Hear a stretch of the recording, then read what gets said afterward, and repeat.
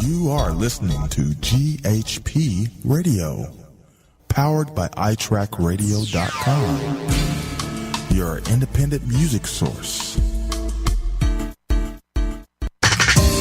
Fresh, new music, right here on the all-new GHP Radio, your new independent music source.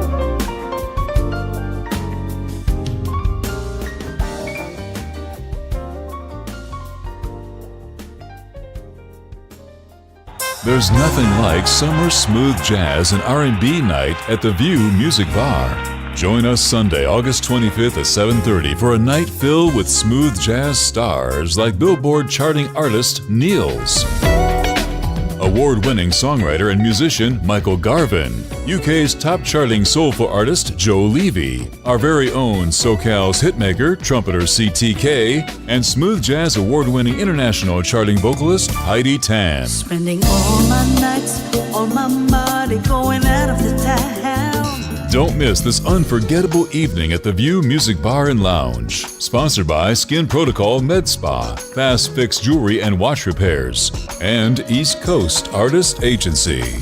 Tickets available on the Venmo app and Eventbrite. We'll see you at the View Music Bar Sunday, August 25th for a smooth summer jazz and R&B night.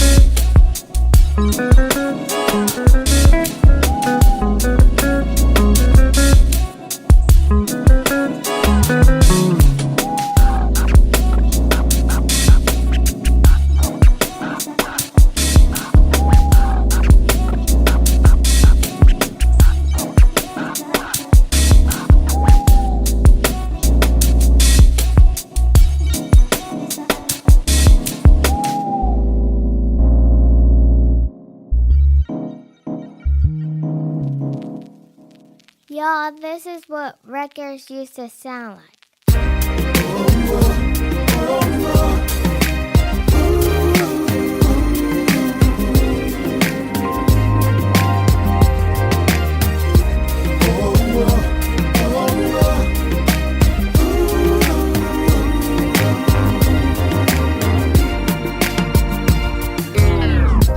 Hey there, thought I'd call just to see how you were doing. Hello.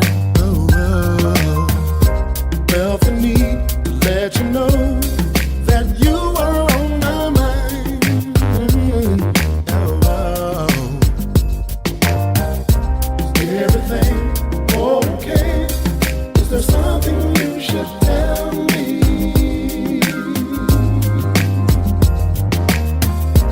Let me know, talk it out. I'm sure we can agree.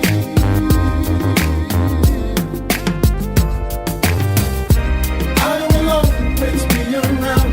I will never let you down. Girl, you know I'll be right here. The simple steps that we take, this true love will never break. Girl, you know I'll be right here. By the way, let me ask, are you still with him? Oh, I do my best to get you back. That's just how it's been. Oh, is everything okay? Is there something you should tell me? Come on and tell me. Just let me know, talk it out. I'm sure we can agree.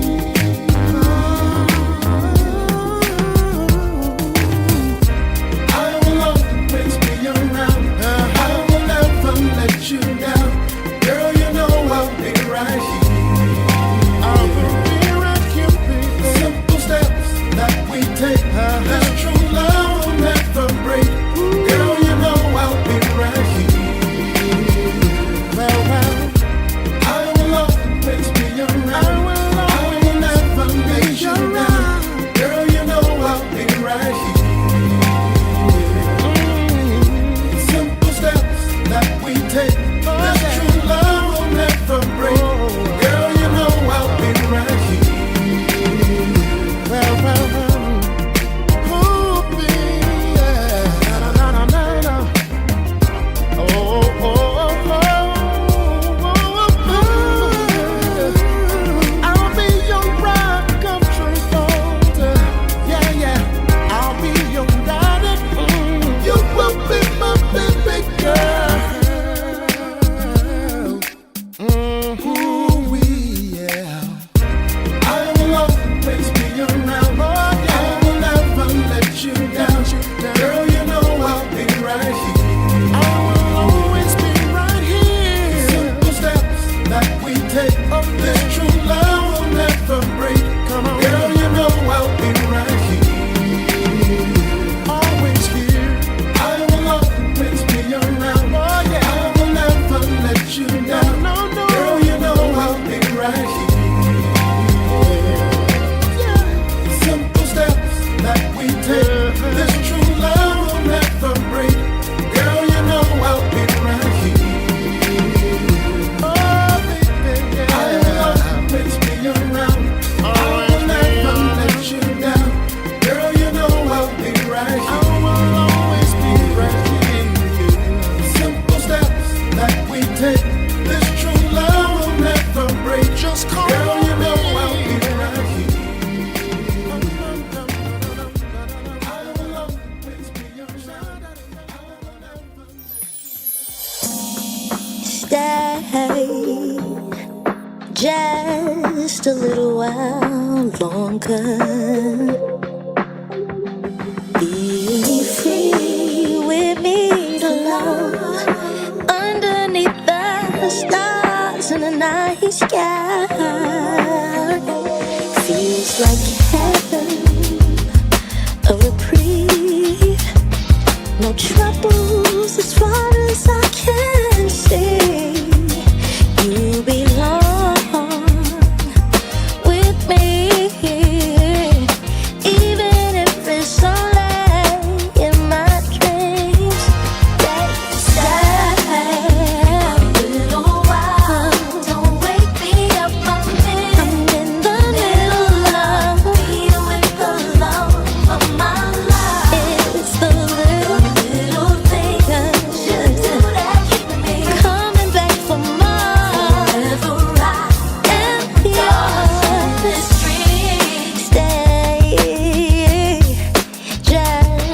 just a little while longer. Whatever you need, I will say yes. You just say the word and I will rest. 'Cause you make me feel like I wanna hold right. When you give good love,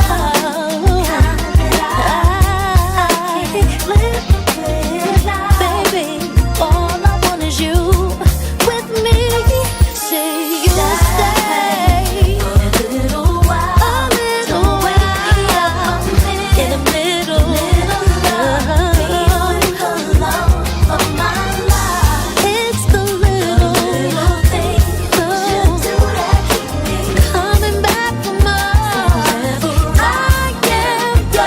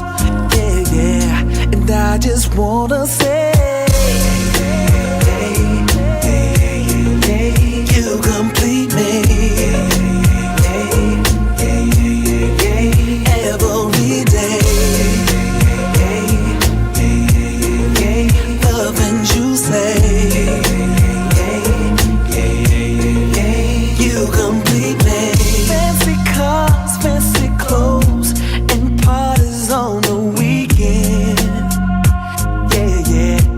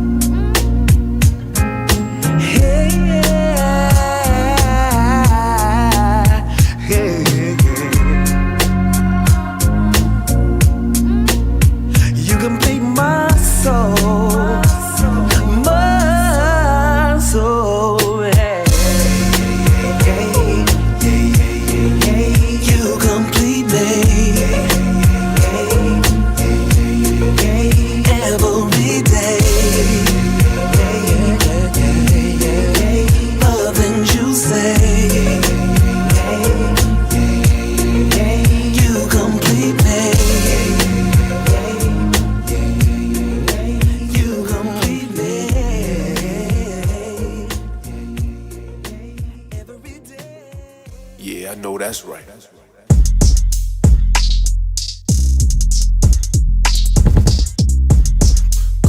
Come on, ride with me, come on, groove with me, come on, let's get it. Baby, tell me what you wanna do. Girl, I'm talking about me and you. Hot sex and a little bit of wine. All it takes is a little bit of time. Just a little time, but give it a minute. While I break this down, you getting addicted. Take it to the pound, now face down. Baby, you looking round from the waist down. Yeah, you looking kinda groovy, baby. You know that I'ma like the way you move it, baby. Even though we could've made a movie, baby. Like, come in, hop in the jacuzzi, baby. Yeah, you making it work. When I met you downtown, you looking right in that skirt. Yeah, you had style with a knife in the purse. With that lollipop, damn right you a flirt. Baby, tell me what you wanna do. Girl, I'm talking about me and you. Hot sex and a little bit of wine. All it takes is a little bit of time. Just a little time, cause it's of the essence. Girl, I like your style and enjoy your presence. Yeah, we making love the way we supposed to. Yeah, I got 2 cups in the air, let me toast to you. Give you what you wanted, if you got it, I mean it. Girl, you are like a drug, Scotty, I'm beaming. You are always up, part of the ceiling. Up, it was always us, part of the feeling. Go and cop some kicks and some jewelry. Yeah, you ain't gotta mess with no foolery. Nah, out in Panorama with a whole bag. Yeah, popping tags ain't new to me. Girl, put on that dress, I'm coming to get you. Shit, we out for the night, what you wanna get into? Get something to eat and some champagne. Looking good, baby girl, do your damn thing. Baby, tell me what you wanna do. Girl, I'm talking about me and you. Hot sex and a little bit of wine. All it takes is a little bit of time. Baby, tell me what you wanna do. Girl, I'm talking about me and you. Hot sex and a little bit of wine. All it takes is a little bit of time. Ride with me, come on, groove with me, come on, ride with me, come on, groove with me, come on, let's get it. Yeah, me and you and me. What up?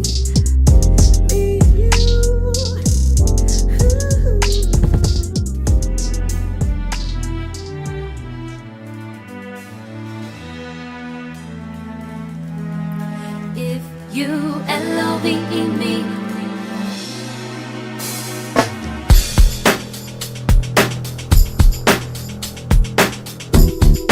take me by the hand and show me. Put a ring on it and let me flaunt it. Show me things I ain't never seen before. Then give me all I need and more. Don't give another man space to take your place. And I'll show you that my love for you is here to stay. I'll be true and I'll be yours forever. Hey baby, if you L-O-V-E me, love me. If you L-O-V-E me, love me. If you L-O-V-E me, love me.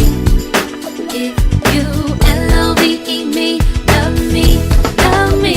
Oh, tell me I'm beautiful and treat me like your queen. You love me, just wine and dine and show me all the finer things. You love me, I can make your wildest dreams come true.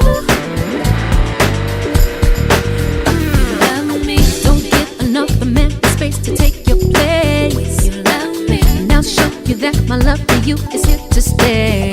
You love me, I'll be true and I'll be yours forever. If you L-O-V-E me, love me. If you L-O-V-E me, love me. If you L-O-V-E me, love me. If you L-O-V-E me, love me.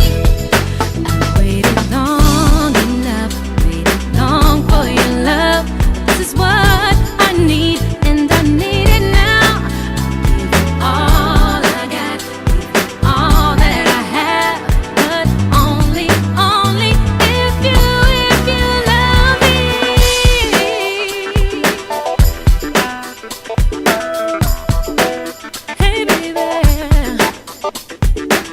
No, it's not that hard. I'm pretty simple. I'd like to think. If you L-O-V-E love me, if you L-O-V-E me, love me. Hey, give it to me, baby. L-O-V-E me, love me. If you L-O-V-E me, love me. Love me, me. Love me, you to love me. If you L-O-V-E you to love me. If you L-O-V-E me, love me. If you L-O-V-E me, love me. L-O-V-E me, you L-O-V-E love me. If you L-O-V-E me, love me. If you L-O-V-E me, love me. If you L-O-V-E me, love me. If you L-O-V-E me, love me. If you L-O-V-E me, love me. I can't believe, 'cause it's all but just a dream. Tell me it's not fantasy that you're here with me. How can this be? Baby, it's you.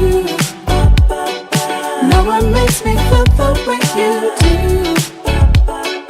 Saving all my love for only you. Boy, you know it's true. Crazy over you. Baby, it's you. Let's make this last forever. You and me here together. Baby, I want you to know. I like the attention. I want your affection. You look in my eyes, I'm so hypnotized, I can't believe. Baby, it's you. No one makes me feel the way you do. No one makes me feel the way you do. Saving all my love for only you. Boy, you know it's true. Boy, you know it's true. Crazy over you. Baby, it's you. Ooh, I love the way you are. Ooh, you had me from the start. Ooh, I love the way you are. Hey, baby. No one makes me feel the way you do. Ooh, I love the way you are. Ooh, you had me from the start. Ooh, I love the way you are. Boy, it's true, yes I do. Baby, it's you. Baby, no one makes me feel the way you do. No one makes me feel the way that you do. Saving all my love for only you. Boy, you know it's true. Crazy over you. Baby, it's you. No one makes me feel the way you do. No one makes me feel the way you do. Saving all my love for only you. Boy, you know it's true. I'm so crazy over you. Baby, it's you. No one makes me feel the way you do. Saving all my love for only you. Boy, you know it's true. Crazy over you.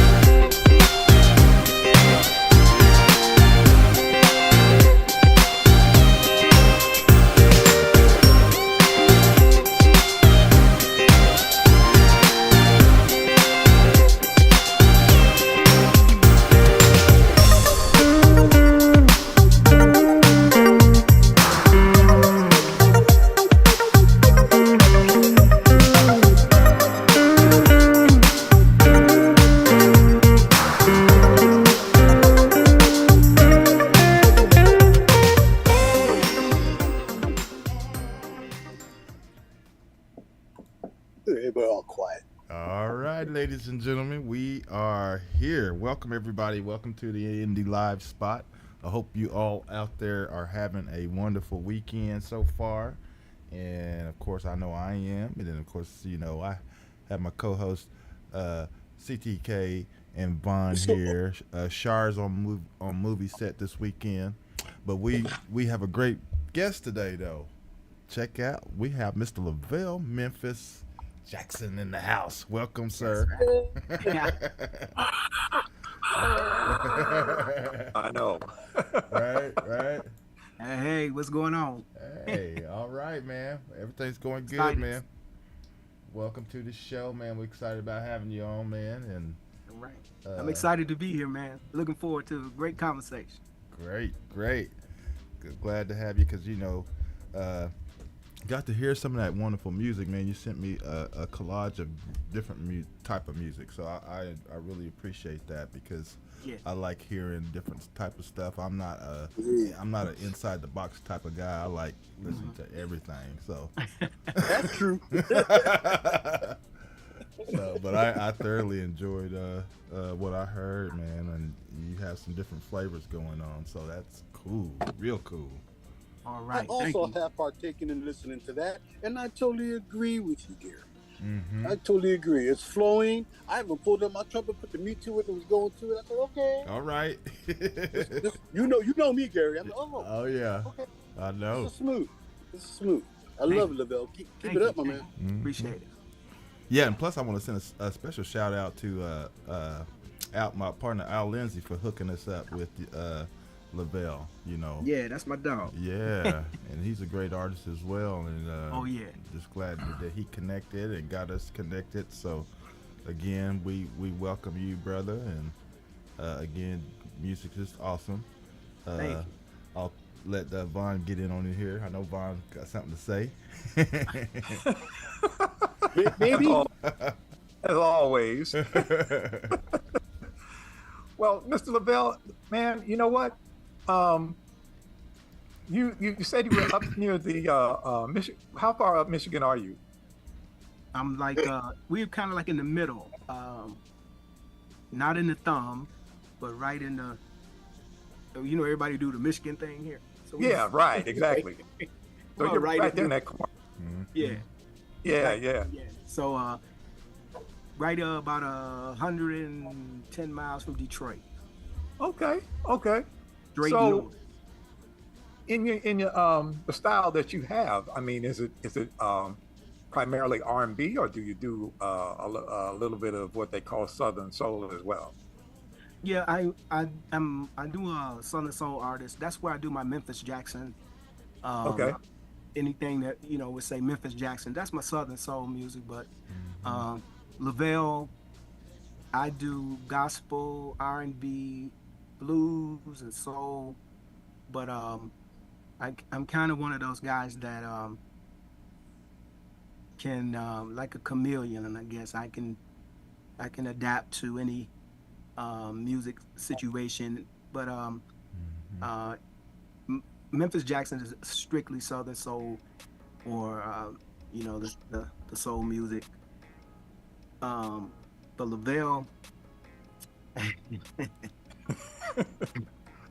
I take it there, man. All right. Keep Well, it see, down there. yeah, because the thing about it is, I'm trying to picture a brother from Michigan doing Southern soul. Which, if you got it like that, brother, do what you do, because your Southern versatility. soul is just the name of a genre, but it encompasses Yeah, it is. different vibes, so you can Yeah. take someone from the south, or you can take someone from northern, you can get somebody in the Himalayas, take it. If they want to go. Yeah, exactly. Yeah. Exactly. So, through your upbringing, how did you arrive? What was your influences growing up in the Michigan area to give you that vibe to be able to be multifaceted like that? Oh, that's a great question. I have 6 brothers and 5 sisters, and I'm from the younger set. So my older brothers and sisters kind of influenced me with the music they listened to. They were Smokey Robinson, Gladys Knight and the Pips, the Dramatics, Stevie Wonder. They listened to all of that. Lou Rawls, and then my dad was blues and jazz. He liked Wes Montgomery and Brooke Benton, and Wow. Okay. and my mom, she was singers. So we had all of those influences. And when I came up where I started to, wanting to hear what I wanted to hear, because I just listened to what my sisters, they control the records and they control the radio station. So I listened to it, and of course it was great. But when I started listening to music, I started listening to, for some reason, I don't know what it was. I loved like David Bowie and Elton John and Okay. So I kind of got a mixture of everybody, and then I started singing in nightclubs too, and I think that influenced me to just kind of have a more broad opening. I guess my mind was open to different kinds of music because we had to play for different audiences, not just people who like Motown and people who like Stax. We had to play Duran Duran and Journey and Phil Collins. As long as we had to do Freddie Jackson and Luther, we had to do everything. And being a versatile singer like myself, I could sing anything from Michael Jackson to Terrence Trent D'Arby, and I could do, I can emulate all of those sounds and voices. And I think that's the reason why my music production and writing is so broad, because I had to sing a lot of those songs and I had to perform a lot of those songs, and people really appreciated that I could do those different artists. So but definitely the soul of the 70s and 60s, and definitely the sound of the 80s, the Tina Turners, the Prince, the Michaels, the Lionel Richies, Diana Ross. And I mean, I kind of had a lot of those influences, and they still today kind of, you can see them in my writing. So production. Wow, that's interesting. And you, and because you were pulling from all these different not genres, but all these different voices from on a global scale as well. Because even because when I write a song, I always think of an artist like who would sing it. I believe one of the songs that I sent was "I Think I Need You," and believe it or not, I was feeling like I was, even though my voice is not as rich, I was thinking of an artist like Isaac Hayes singing that song because of his voice. And then, of course, I did the remake of "Baby Come Close," the Smokey Robinson song. So, and I try to keep my voice as similar to his as possible. But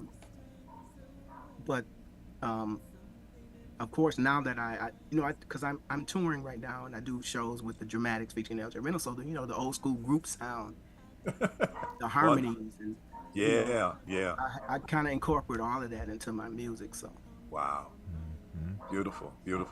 How long have you been at it now? Right after high school, which is in like 82, 83, which give me about 40 years of doing this. Beautiful. CTK? Yes, you have a lot of brothers. How many brothers and sisters did you say you had? Like six? What was it? Six brothers. Six brothers. 5 sisters. And you're like on the youngest side, you were saying? Yeah, I'm the fourth from the bottom. Man, I bet you had to fight for your biscuits, man. All them kids in the family like that, man. Biscuits not only fight for your biscuits, but fight for your position in the musical record that was set. Do you play any instruments, or does anybody in your family play instruments as well? Yeah, I do. I play. I started off playing trombone. I was a horn guy.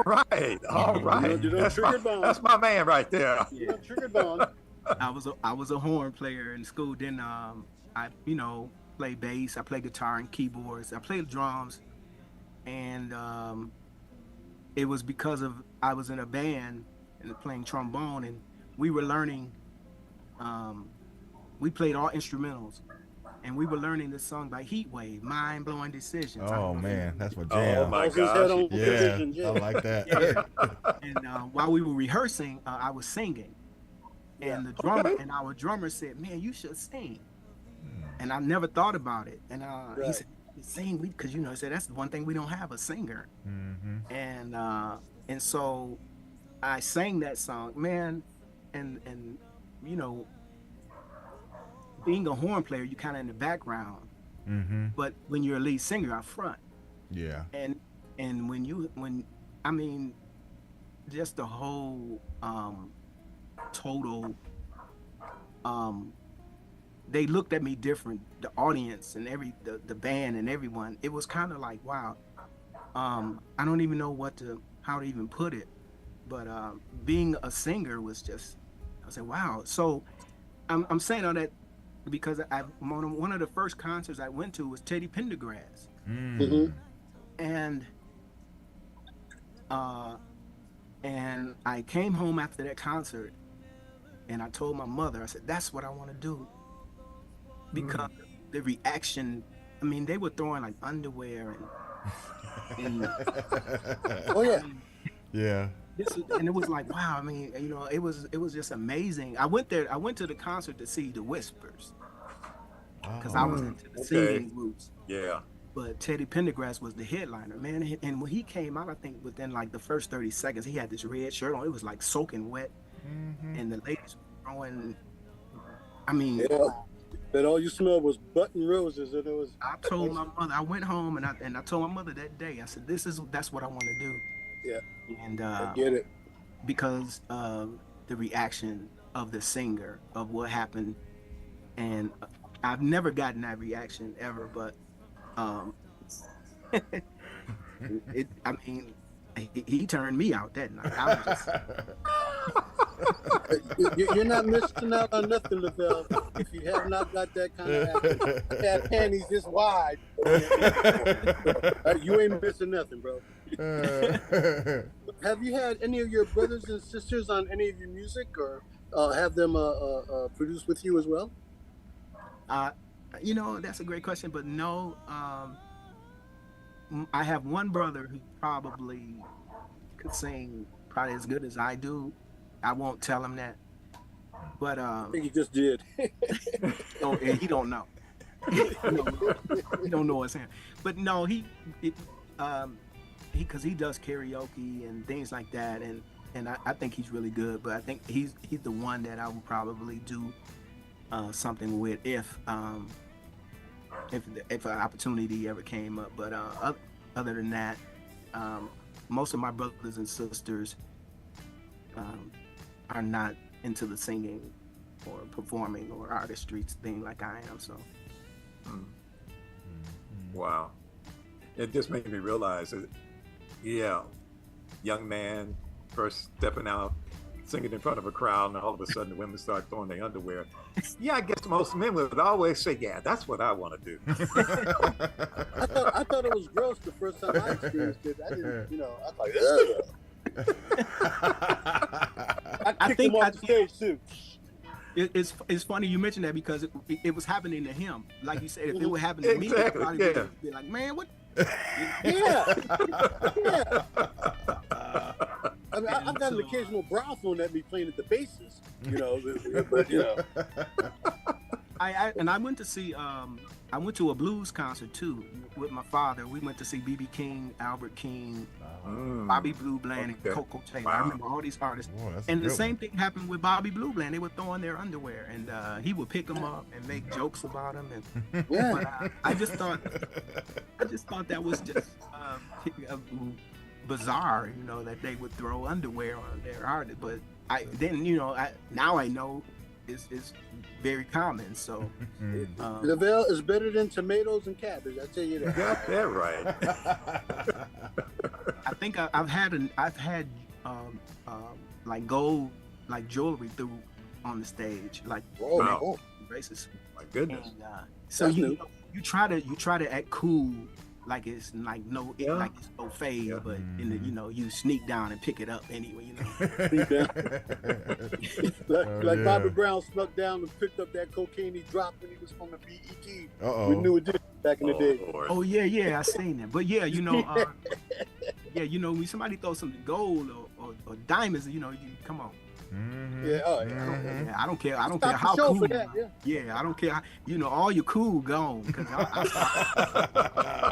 stopped and pick it up. I know that's right. It's time to get The real. cool has left the building.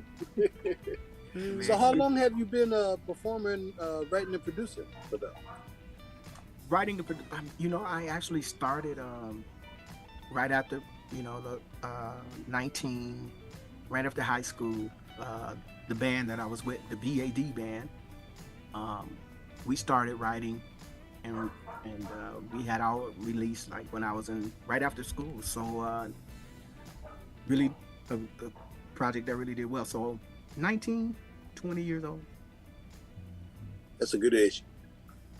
Yeah, and didn't know nothing about nothing, just trying to write songs, hear stuff on the radio, and I think what I was always good at was because my major in college was English.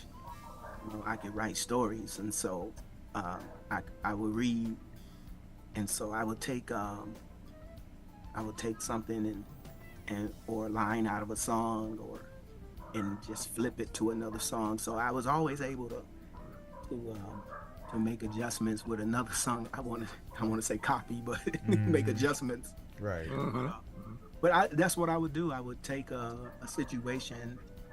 But now that I'm older, I've been through some things, married and kids and children and work, and when you start doing life, Yeah. you have you have these stories kind of create themselves. Yeah.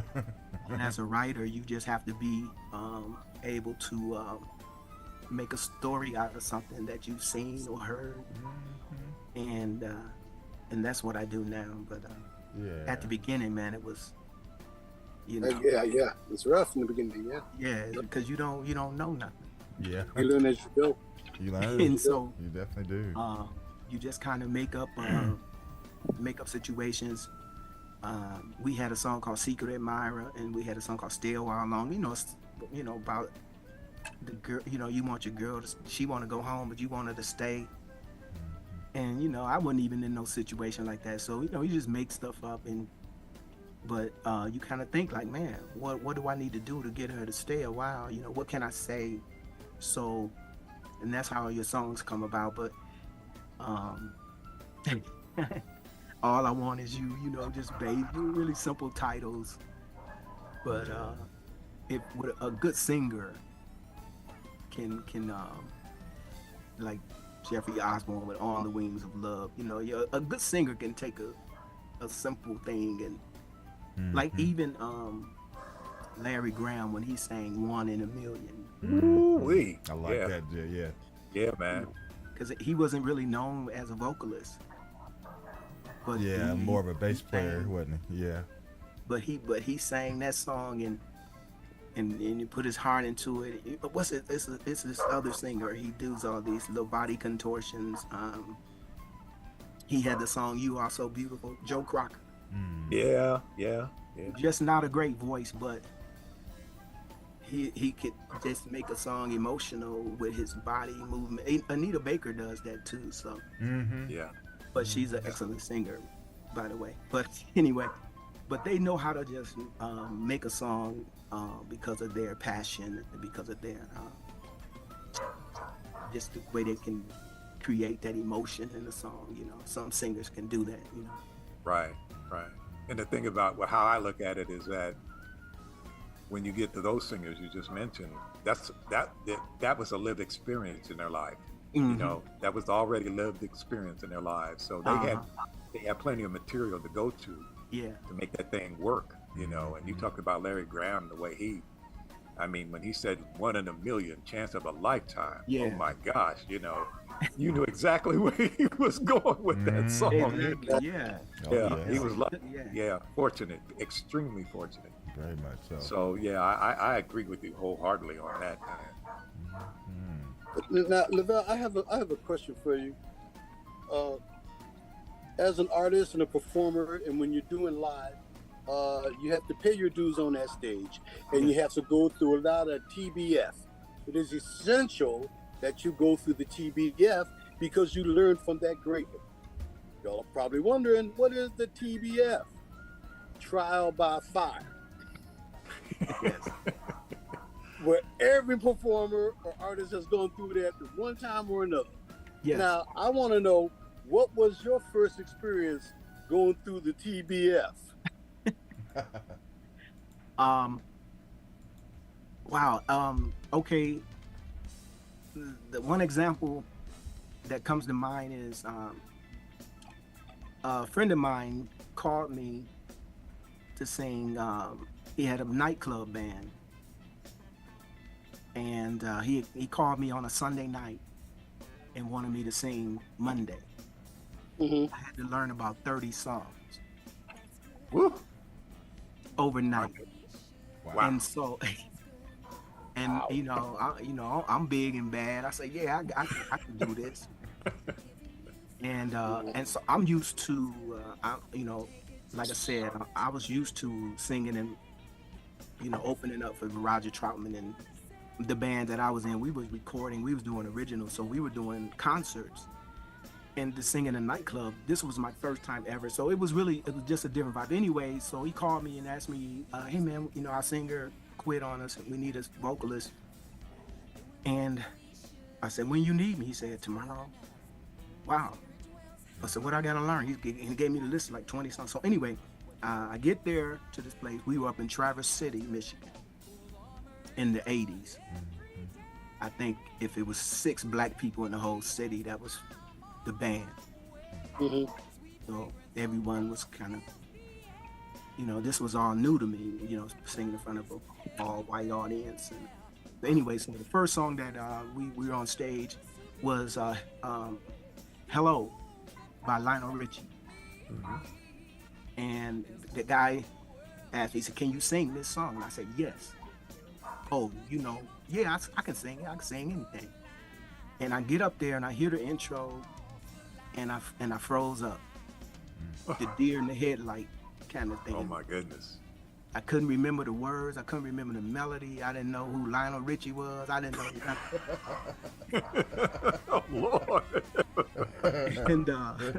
And this keyboard player, I looked around. The keyboard player was mouthing the words to the song. He was a white guy, and he had these big red gums, and he was mouthing the words to the song. And for some reason, it just made me relax, and I started laughing. And I asked the band, I said, could y'all just start it from the beginning? But that was kind of like my trial. Everybody goes through that, man. That's a must go through. I just froze up, man. I didn't know. It seemed like I was I didn't even know where I was. And because I was so used to playing in front of audiences where there was some distance. But in the nightclub setting, they're right in your face. And everybody's anticipating because I'm new. They don't know me. I'm new. They just call me up, and they're waiting to hear, like, can this guy sing? So I'm up there, and I just froze up. I just literally froze up. But I think after I relaxed, and I asked the guys to start over, we laughed. We all laughed, had some fun, and I think everybody thought it was part of the show. But I just froze up, man. That was so. Singing in front of that intimate setting, I had never done it before, so that was kind of a trial run for me. And once I kind of adjusted my mind frame to, like, okay, this is not concert, this is not an arena, this is not a theater. They're right here, these people, and I had to get used to that. So, but that was my moment, man. Where I can't ever remember that I didn't remember a song. But like I said, I couldn't remember the melody. I didn't know nothing. But it was fun. But that was my moment, man. It was a great opportunity and experience. What'd you learn from that? I actually learned that how to sing in like an intimate environment. Oh, okay, that's what you take away, basically. Yeah, you know, I had to know, okay, these people are right here, you know, they're not far away, you know, when you're in that arena or you're in that the setting where it's a concert. Yeah, it's more It's personal. Like, it's more, and it's more of a frenzy in the concert. But there, man, they was sitting there waiting, and they looked like they had their hands folded, you know, like the Thurston Howl, you know, really. Oh, let's see what he can. You know, Brother LaBelle, I have witnessed that situation. Can this Negro really sing? You know, Brother LaBelle, I have witnessed that same exact thing. I was in a group playing with somebody. We had a singer, great singer. He also was singing some Lionel Richie. And we were at the Playboy Club in Los Angeles. And that was a very intimate scene, very plushy seats, and they're right up in your face. Yeah. This brother would perform stellar on any other night. No problem. No problem. We get to that close setting, and we were singing, as a matter of fact, Hello. He was singing the same thing. And we're swaying, trying to look good, you know, and we're swaying, waiting for him to come in for the introduction, and there's no Anthony. I'm like, what the heck? You know, and we're all just smiling, you know. We're just smiling. But he finally came through, and it was kind of shaky, but that was his TBF. And I get what you're talking about. I totally get it. Yeah. I've had my knees knocking when I was first soloing in front of people. My knees would knock. I mean, like, boom, boom, boom, boom, boom, boom. But that I actually got up there really confident. You know, I was really. Yeah. But for some reason, when it was time, I just couldn't remember anything. But it was, and so when they start over, and I actually got through the song. Yeah. It was kind of like everybody applauded, and it's kind of like, oh, he really can sing. You know, you take him with you. That's right. You win him over. That was the breakthrough. But that was kind of like my moment. It's a real thing, man. And you got, you know, it's good that you have those. So. I didn't. The good thing was, you know, I was mature enough not to run off the stage and there you go. hide. Yeah, I see people do that too.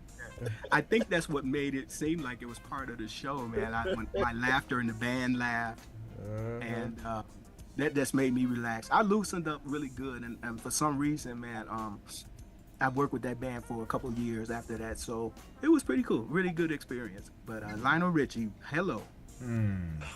Yeah, something about that song gets you in there. I don't know what it is. Hello. Now, Lavel, I wanted to ask you a quick question. How is it like working with? Because I know you mentioned that you do some of the dramatic stuff and also the Temptations. How's that working for you as far as that go? I mean, how's it to work with the guys and who's all involved with some of that? Because I know I know some of the tribute bands, sometimes they have like more than one band out there, but I don't know the situation in this situation, but you can kind of enlighten us a little bit. So with the Dramatics, I think LJ and the group that I'm with, you know, the Dramatics featuring LJ Reynolds is the only dramatic group that's performing, unless there's a tribute somewhere that. But with the Temptations, there's probably 100. Wow, that many? Wow. Yeah. I mean, I can believe it. I can believe it. Yeah. You probably got like a midget in Temptations. Yeah. Hey, we had a midget in our band. Okay, he did a James Brown impersonation, but he was bad. But I'm just. Yeah, so it's a lot of different Temptations review. Anyone that sang with the Temptations and left created their own. And so the group that I sang with, this brother named Bernard Gibson, he sang with Dennis Edwards and David Ruffin and Eddie, but he did the David Ruffin Temptations. Not David Ruffin, but Dennis Edwards. Dennis Edwards. Okay. Because you know they still have the Dennis Edwards legacy Temptation group Right. out, Right. and so he does his own Temptations featuring, his name is Bernard Gibson, and that's who I do shows with or have done shows with. Actually went to Africa with them for about a month. And what your question was, what is it like? So because of the legacy, because of their success, Yeah. I mean it's just a whole different atmosphere because I'm now doing some of Ron Banks. I don't know if you know Ron Banks from the Oh yeah. Oh yeah. My so goodness, yes. I'm actually singing like some of his stuff, and those are big shoes to fill. You know, it's kind of like the guy who has to do David Ruffin or Eddie Kendricks or Melvin. Yeah. But Michael Jackson, yeah. Yeah, so you know you got to be pretty good, and the audience will let you know, man, you need to leave Ron Banks stuff alone. Or they said, man, And I know that was putting it kindly. you know, Yeah, because maybe you should do Squirrel. Okay. yeah, it's at least Squirrel. Yeah. But they, Ron but you know, Banks. Oh but my they- God. yeah, they really are looking for you to either sound like him or do something so close that they will, because they'll let you know. I've never had a person, you know, my thing is I try to be as close as possible, but you're not going to be Ron Banks, you're not going to be David Ruffin, you're not going to be Eddie Kendricks. No. But I think for the most part, people know that. But the Dramatics is a little different than the Temptation, because like I said, it just seemed like with the Temps, the audience just love those songs. The girl's all right with me. Anybody can sing those as long as you get the words right and get choreography, you good. But with the Dramatics, it's a little different because their audience was kind of like a cult following. Yeah. You would get shot if you don't do the song right, you know. Oh, they're serious. In the rain. Yeah, they'll meet you in the parking lot. Yeah. Yeah. Sound like a concert in Compton. You better stop. You better stop. And, you know, speaking of Don't you go there. speaking of Compton, you know, when they did the song with Snoop, the Doggy Dog World with Snoop, Right. and we do that song. Of course, you know, we don't rap, but it was a rap song, Yeah. and so LJ do a rap, and then Wednesday, okay, he's been in the Dramatics for over almost 40 years, you know, so he does, and he was actually in it. But you know, when we go to Long Beach or places like that, because we did the Snoop, he does this little festival every year, Once Upon a Time in Long Beach. I don't know if you guys familiar with that. And he invited us to come and do the show, and we do that. We always try to get one of the Dog Pound rappers or somebody come and do the rap, but if they're available. But when they're not, then LJ and we do it. We do it live, and it's pretty cool. But people, the Dramatic fans are fanatics. What I mean by that is, you know, you have to sound close to the originals, and they take it personal, you know, if you don't. So Oh yeah. Well, yeah. Because those are songs they grew up with. I yeah, mean, but the Temptations, you know, like the tribute bands, they just love the songs, you know. Yeah. My Girl, Just My Imagination, you know. But the Dramatic, it's a whole different, it's a different thing. I kind of attribute it to because the Temps were champagne and tuxedos, Yeah. and, you know, and flash and sophistication. yeah. And Dramatic, what's Dramatic? Those Wild brothers were Rose off the and- street corner, you know. The Dramatics with Ron Banks and LJ and Squirrel. Gangsters. They like, you know, they were from the hood. Yeah. You know, Same Yeah. thing with the Shy Lights and Oh yeah, I forgot know, about yeah. Blue Magic, and you know they didn't. Although Blue Magic had that Tom Bell kind of sound with them and Yeah. all that, with the orchestration and violins, the Dramatics really didn't have that. The only group that I can say compared to the Dramatics at that time were the Dells.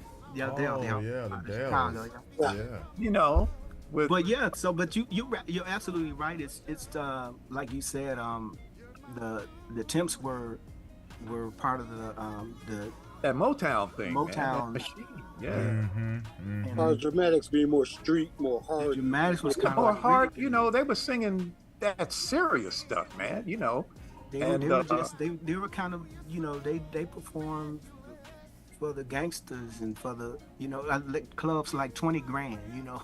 exactly, yeah. It wasn't like the Flamingo or the The Copacabana. yeah, they were kind of the I want to the working. Yeah, I guess you could say that, like the, you know, the kind of, I guess They were that, kind of like that the inner GM. city vibe. You know what I'm saying? You know, If the Temps were like a Rolls Royce, then the Dramatics were like a Mustang or Blue collar, yeah.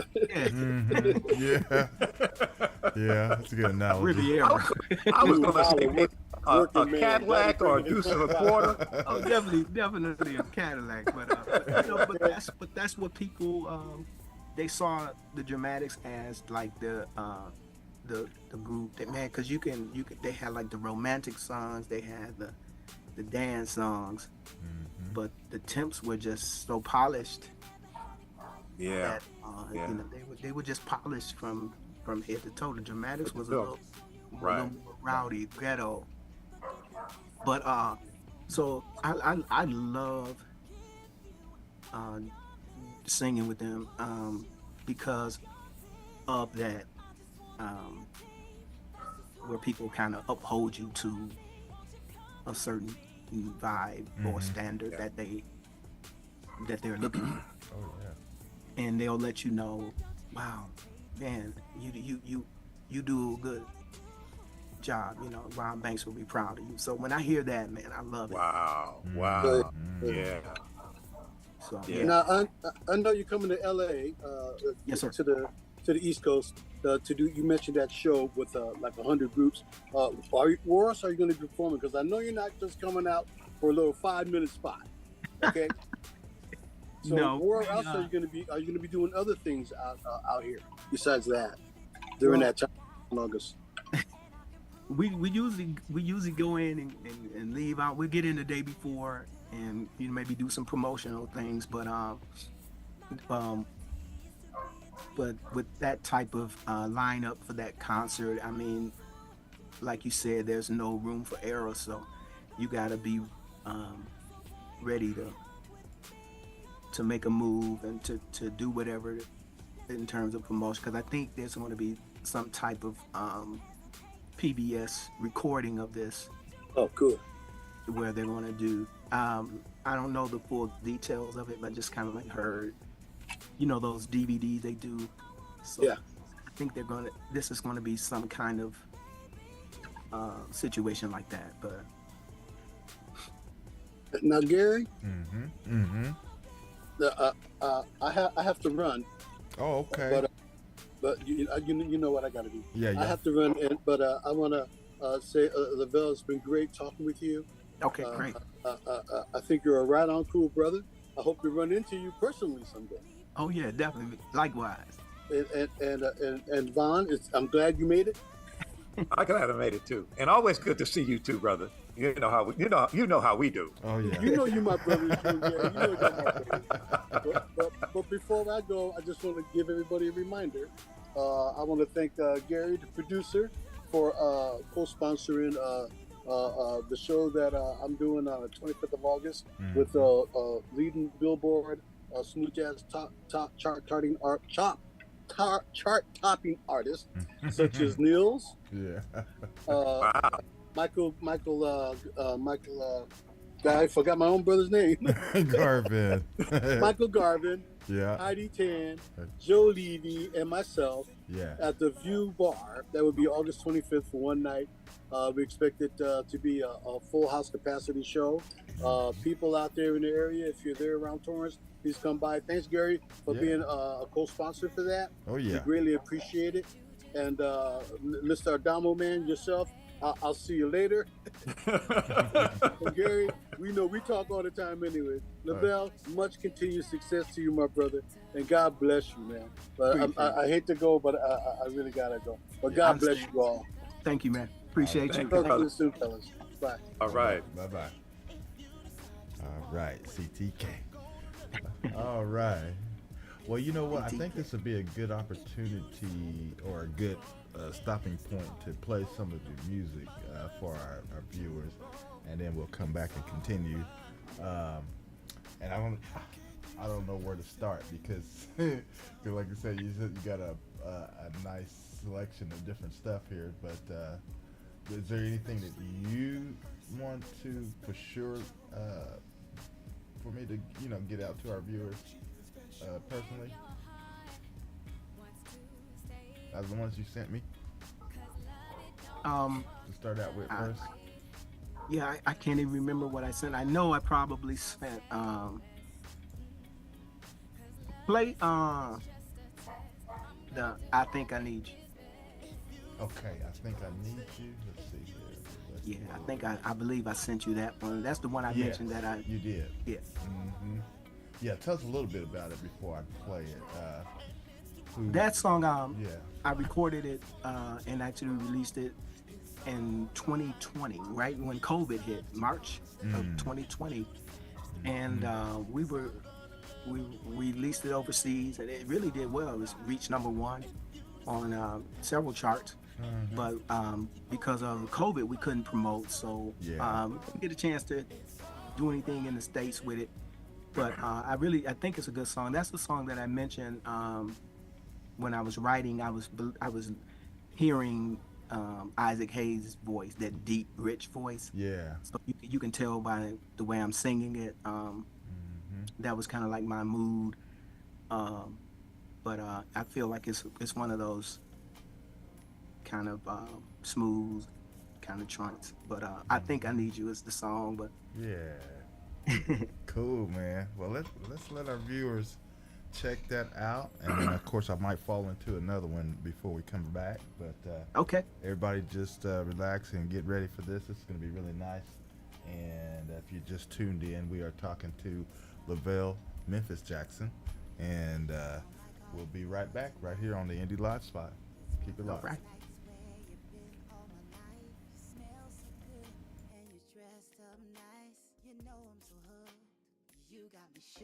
Baby, you drive me crazy. You want me to chase you in the fast lane so I can get next to you. Through stormy weather and rain, you remain in my brain. To be with you, I'll do anything.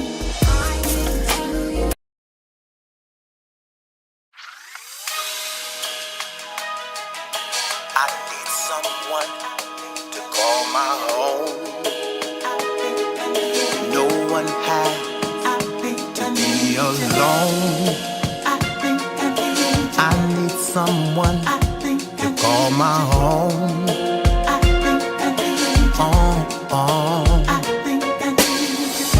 As someone lonely, and I bet they know how many raindrops hit the window. I sit on my bed, I play solitaire. I get all dressed up, but I go nowhere. So many nights I sit and wonder why I'll never be that special guy. I know I'll never be a Superman. I think I need you, but I'll be someone who will understand. I think I need you. I think I need you. I think I need you. I think I need you. I think I need you. I think I need you.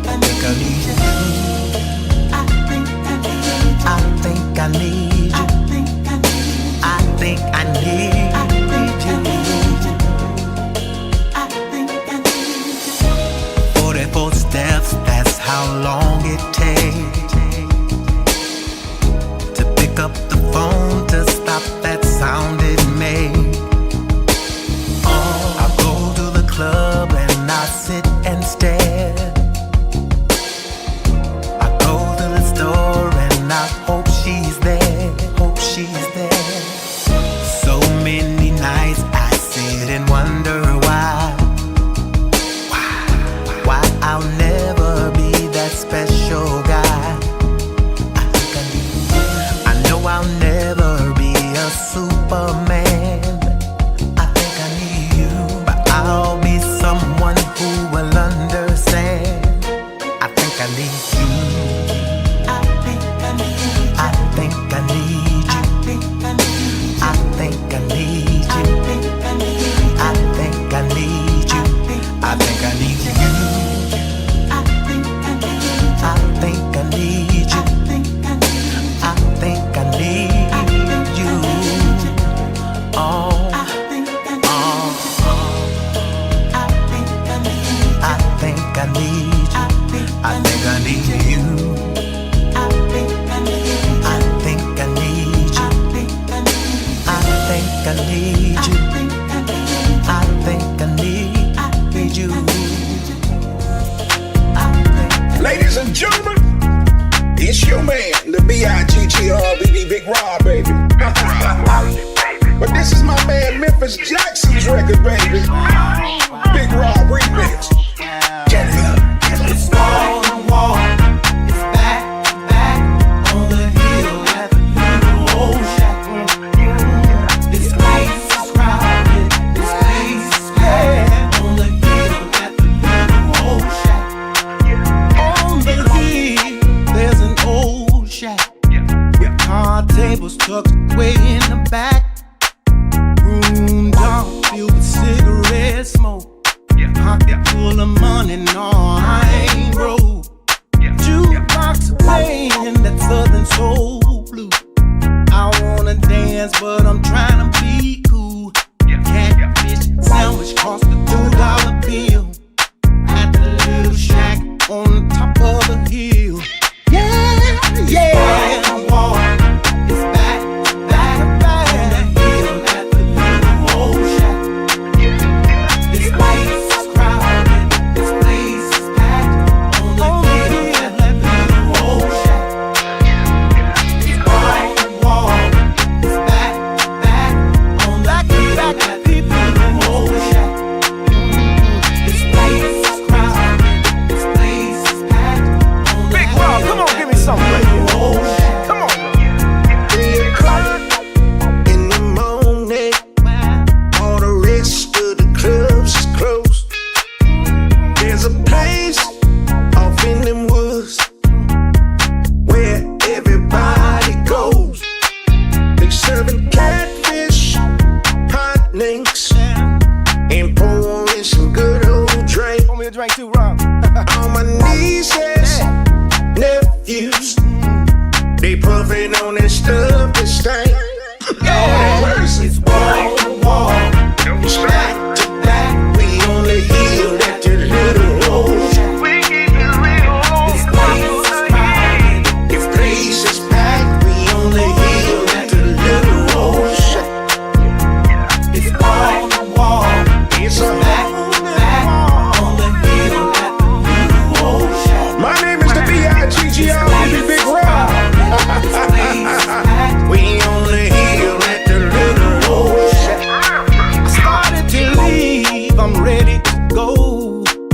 I hear my jam, so I'm ready for more. 4 in the morning and I should go home, but I can't leave that young girl alone. Hey, it's wall to wall, it's back to back on the hill at the little old shack. Real tips cooking on the grill. This place is crowded, this place is packed on the hill at the little old shack. I hear my jam and I ain't ready to go. Wall to wall, it's back to back on the little old shack. This place is crowded, this place is packed on the hill at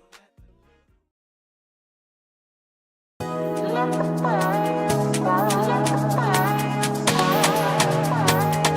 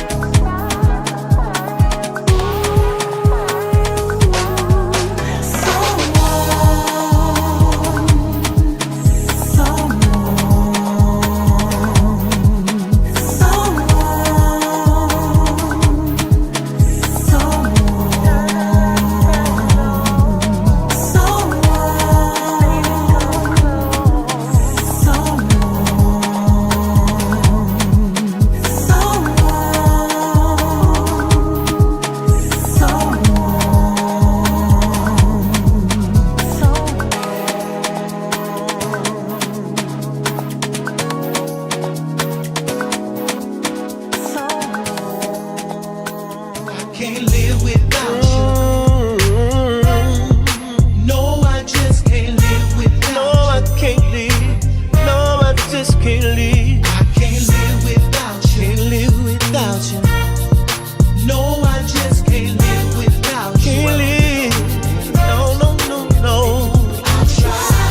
I tried it. I don't like it.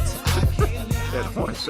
They just You had know. everything, and Philip Bailey was kind of like my favorite singer, like of all time. I mean, like they just did a concert in Detroit.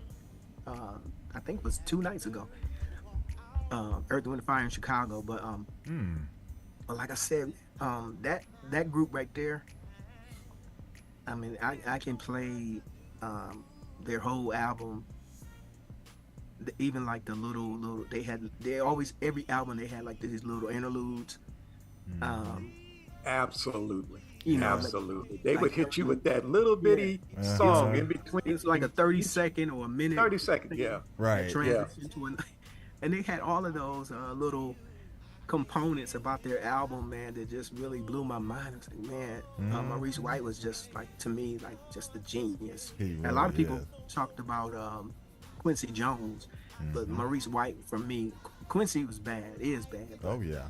Maurice, man, I just the way from the first album, Mighty Mighty. Oh my God, I used Yeah. to love that song. Back Man. then. Mighty, mighty. Yeah. You know, because my favorite one is still going to be All in All. All You in know. all, yeah, that's my Yeah. all time. I have never heard an album with that many hit singles on it in my life. That album, They had so many hit singles off of that one album. Right. I said, what? Stop. Just amazing. because they had what was it All in All, or was it the Gratitude album that had that? Ba-da-ba-ba-ba-ba-ba? Oh yeah. No, that was All in All. All in all, wasn't it? Yeah, and it All in All. just Yeah. them little transitions, man. Yeah. Oh gosh, man, I love them. Man, Yeah. they had like it seemed like every album, even when they did the remake of the Beatles song, "Got to Get The You." Beatles song. Uh-huh. Now you know the story that has me laughing is that Paul and John Lennon both said that that's the greatest version of that song they've ever heard. Man, He said he made it sound better than we ever could. man, And so that let you know right there. yeah, You know, Maurice White was not playing no. by any stretch of the imagination. He did not play. No, he you didn't. know. And look what he did for the Emotions, and look what he did for what's her, Denise Williams. Yeah. Yeah. It just Yeah. to me, I just found, man, the Earth, Wind, and Fire, man. That was the one group, man. They couldn't do no wrong to me. Like even when they did like the Systems of Survival, and they were trying to get their music played on MTV, and it's at that point it seemed like they started to get a little more popish sound. Yeah. Right. And they Right. went back to then they went back to the Sunday morning, but during that time, it just seemed like if you want to be noticed, if you want to get recognized, you had to sound a certain way. Even those songs to me still had the Earth, Wind, and Fire characteristics that made you say, wow, Oh yeah. that they Yeah. could just do anything. And Absolutely. Well, But fellas, that- we are actually back on air, and I just wanted to come off because we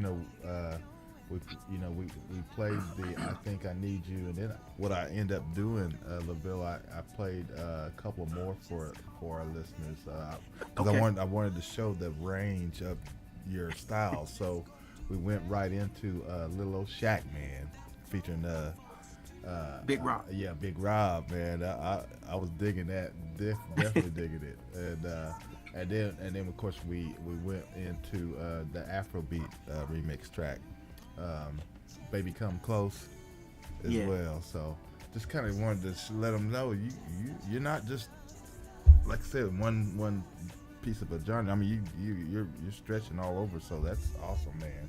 To be able to Cool. do that. Thank you. Yeah. Thank you. I'm just trying to use all my all my range, because I think being a vocalist myself, that I love a singer, and when you hear their song and you know it's them, you know, that's kind of cool. But I kind of like, you know, because I'm not like a famous person. So I think when you become famous, like if a Nat King Cole song came on, I know it was Nat. If it was Sam Cooke, I knew it was Sam. If it was Al Green, I knew it. If B.B. King, I knew it was him. If it was, you know what I'm saying? Right. Oh yeah. And that's Absolutely. great as an artist to have that kind of signature voice. But I just didn't. I knew I didn't have like a signature voice. Maurice White, we talked about him when we talked about Philip Bailey. Right. I can hear them sing, and they could sing the alphabet, and I know who it is. Yeah. And that's cool. But Yeah. I didn't feel like I had like a signature sound. I could do high notes, I could do mid range, I could do tenor, and so I just felt like it was for me to encompass all of those sounds into my music, and then let because I'm not really at a point. I'm not trying to be like this successful. I just like to write what I believe is a good song, and then I'll try to see what kind of voice it needs. And it would be great to hear, like I wrote a song and I thought, man, I sang it like Maxwell.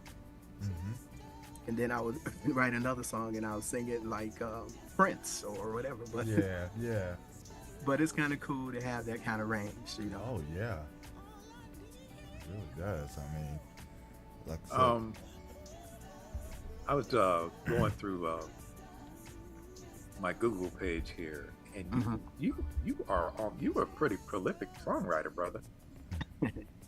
You are pretty prolific. I'm looking at all these songs you have written that have been on songs, Fine Girl or Fine A Girl.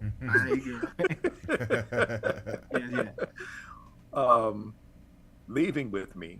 Yeah. Let me see, what is this other one here? Moving On. Let's see. Yeah, Moving On. I Can't Live Without You. Can't Live Without You, yeah. My goodness. So you stick pen to paper constantly. Where does that come from? Are you on a roll when you start, or do you like have those moments when you've got writer's block and then you take a nap and then wake up and say, "Oh, that'll work." You know? How does that happen? I hear melodies, and I hear sounds, and I hear, you know, then I'll hear a phrase, or I hear because I kind of keep my ear open for new phrases and ideas, whatever. But and being a reader, you know, a person that reads a lot. Yeah, I heard you mentioned that earlier about it being English literature. Yeah. So being a person that read, you know, you can, you kind of can make a story or hear something within a story and say, wow, maybe if this happened, or maybe if that happened, then you kind of create your own kind of scenario. But that's kind of what I do. Just a quick story of when I was a kid, my mother told me that I used to sit on the porch and I used to create rhythms listening to like birds, and she said you would listen to bird patterns and you would listen to sounds and create beats within the patterns. And there was a time I remember my dad was one of those guys. He reminded me of James Evans from The Good Times. Okay. Yeah. Tough brother. Yeah. All business. Yes, sir. Just a man, you know. Man, look, I had one like that too. I did too. Yeah. But he was he was working on a car in the driveway, and my uncles was over, and they were hammering, and these hammers was making these rhythms. And my mom said I was sitting listening to the rhythms and I was making beats. with the hammering sound that they were doing. Like, and I said, I don't even remember any of that, but she said you would do like little goofy stuff like that with rhythms and sounds, and come up with patterns. But so I think my mind has always been listening for rhythms and sounds, and that's the reason why I think I got into music at a really young age, singing in church, in the choir in church when I was 5 and 6 years old, and because I always wanted to sing and use my voice for something special. But growing up, when we grew up, because I think we're kind of the same age, we didn't have like drum machines, and we didn't have my father and dad, my mother and father couldn't afford instruments. So we made rhythms. I think I probably was the original beatbox person, but I can't. I just didn't make it famous. but I'm serious, just creating my own sounds and creating my own. I would record songs and use my mouth as like the guitar, make it, But I was always able to hear like musical things, sounds, just with. Just by sitting and listening to cars drive by, or just any sound I could just hear a rhythm or pattern. And I think that's why we talked about Earth, Wind & Fire, I like Maurice White, because the instruments they was used, the kalimba and them wood, them drum sounds that he used to make, the African sounds. Percussion. Yeah, them percussion sounds that he would use was really kind of, and I think that's what drew me into their music.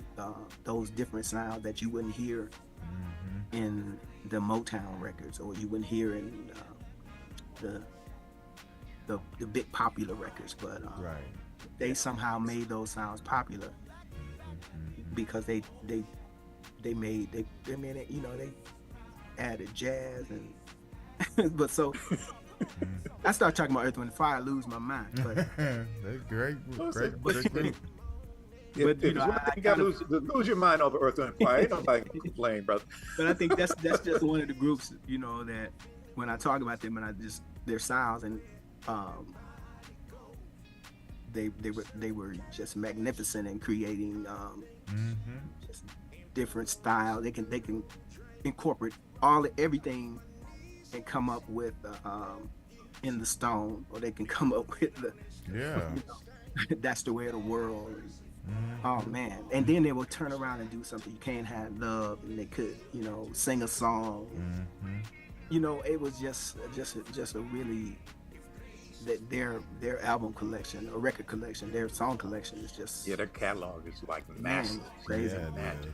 Yeah. And so I wish I could have that kind of legacy, but I just like doing what I do, and God has just blessed me to have a different range, multiple range in terms of style. So I just appreciate that fact about myself, that I'm not conformed to like one thing. Like you get a blues artist, they just do blues, or you do jazz or whatever. Yeah. I hear it, I write it, I record it. I love it. Yeah. There's something I was going to ask you about in this, and when I pulled up this Google page, so you had an interview with the legendary Tom Bell, that's correct? Am I looking at that right? I'm sorry? You had a legendary interview with Tom Bell. No. If this is the same Lavel Jackson. Lavel Memphis Jackson hails from Saginaw, Michigan, and talks about your CD reviews, including ZZ Hill. I don't know whether this is true, but I'm kind of looking at this, and I think I did an article. Tom Bell and I were in the same article. Oh, okay, that's what it is. Okay. Yeah, so it's out of is that a Soul Express? The Soul Detroit Forum. Okay. That's what it says. Yeah, and so I hope they were not comparing you to Tom Bell. No, nothing like that. No. Nothing like Now that's one of the. I wouldn't mind. There would be some big shoes to fill, right? Yeah, that's what I'm saying. That's why I'm no, but I think we were interviewed in the same article or same. Okay. Okay. I believe that's what happened. But no, he didn't interview me. I wish he would. Okay. I was right. Make the that was Tom Bell was one of the was another maybe songwriter influence. Yeah. Because with the, like you mentioned earlier, the stylistics, Blue Magic. Stylistics, yeah, Blue Magic, yeah, that. And I know he did the Spinners when they moved from Motown to Atlantic. Okay.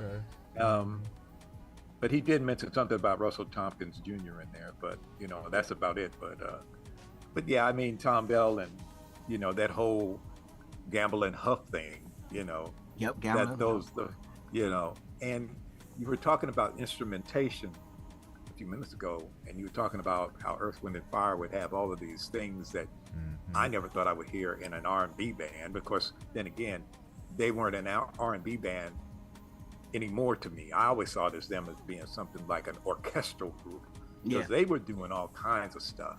Yeah. And I never forgot the time a friend of mine, I went over to his house, and we were both in the marching band and the orchestra, and he was a multi-instrumentalist. All I could do was play that trombone, brother. That was my thing. I played that trombone until the wheels fall off, And so we were sitting down in his dad's living room, and he had them big 5.5-foot speakers. Remember them big speakers in there? Yes. We were sitting in between them columns. Yeah, exactly. Yeah. And we were sitting in between them two speakers, and he was, I guess at the time, he was training my ear. He said, I'm going to get you to listen to this because you got to hear this. So I'm like, okay. Sitting there listening to it, and all of a sudden, I think it was, what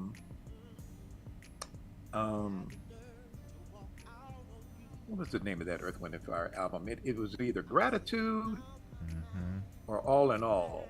Gratitude was the live album. And I think it was All in All. And it was like, I think the song was... All in All had Fantasy. In the Stone. After the Love I is think Gone. it's either... not I Write the Songs, but... I Write the Songs too. Be Ever Wonderful was the song. Yeah, it had that song. Yeah. And the thing about it was, he told me, he said, you're going to hear a bunch of stuff in this song, and I just want you to tell me what you hear. And because he said, I can't believe it. And they were doing Be Ever Wonderful. And all of a sudden, how it starts off, it's got this bluesy beginning. And then all of a sudden, the key changed, the time key changed. And it went straight into a waltz. And I said, hey man, ain't that a waltz in there? And he's like, see, I knew it was a waltz, but I wasn't to make sure. I'm like, whoa, where'd that come from? And all of a sudden, I get this image in my head of a whole bunch of people on the dance floor doing this 1, 2, 3, 1, 2, 3, and like those women in petticoats during the right, and the uniform. I'm looking at that. I got this image in my head. I was like, oh my gosh, and I'm thinking these are brothers doing European classical music, but he made it work. Yeah. And so then he told me to listen to this other song. And I don't know, I can't remember the name of it. And he said, listen to those bells in the background. And I said, okay, I get it. He said, you know what that is? I said, no. He said, that's a glockenspiel. Wow. Yeah. Yes. I'm like, what is he doing? But it didn't matter because it was some of the most beautiful music you ever heard. He made it happen. He made it happen. We really did. And so at that point, I said, you know what? There's nothing we can't do, because we're just a mixture of a hodgepodge of all this stuff that has been roaring around us. And if you got the genius mind to make it work and make it blend in and sound beautiful, it's going to happen. It's going to happen. So, I just sit back and I see all the people that you work, that, the music that you've done and composed and written. and being an English, lit major, bruh, you know, you have tapped into another source that a lot of dudes mess with when it comes down to songwriting. Yeah, and when you mentioned the All in All album, another cut on there that just blew my mind was like Serpentine Fire. Serpentine Fire. Yeah. Yeah. Because it's so many hits on there, you just forget. But that song right there, all of the different sounds, doom, doom, doom, doom, doom, doom, doom, all them little. And that was that kalimba. I was like, wow. That kalimba. Yeah. Yeah. Amazing. But even just to get that kind of phonic out of that type of instrument, because it wasn't like a electric instrument, it was a percussion. Percussive instrument. Yeah. But to get that kind of sonic, that the sound from that, I mean, how did they mic it? I would have loved to have sat on one of their sessions to see how they recorded it. But that song was that whole album, but all in all, that was like one of my favorite. Fantasy was one of my favorite songs of all time. But yeah, I think as a writer, and it just depends on your experiences. Yeah. And just thinking about Earth, Wind, Fire, where they used to travel to Africa and they used to travel to Egypt and places. And India and all these places around the world. I believe that if I had that kind of experience or that kind of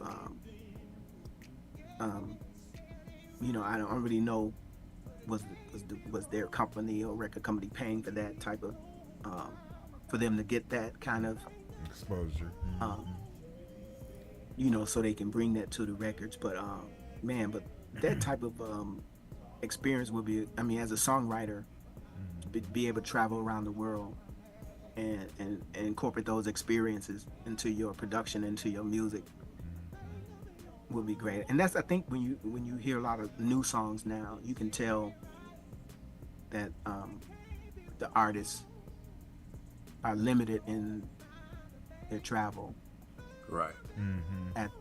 Because a lot of their songs are just kind of sounding the same like some of the other stuff. Like the subject matter is pretty much basic to their whatever their experience is. Okay. It's either something sexual or something monetary, something monetary where they want money, or I got money, or they got bling, or whatever. I want that bling bling. Yeah. And so when you actually hear music and songs that actually talk about different, you can just close your eyes and they take you to different places. That's kind of like what I would like to create with my music. That's why I try to use a lot of different voices and subject matter. But music has changed. The listeners are changed. They're creating songs now for 4 and 5 year old mentalities. At least 12. But that's just what it is. I think when we grew up, the subject matter was like really mature. Love songs and relationship songs and stuff that meant something. But now it's this what I'm gonna do to you, and this what you gonna do. I heard it once. It was like one song. I can't even mention it, what it was talking about. It was so disgusting, but I saw the audience just in a frenzy listening to this.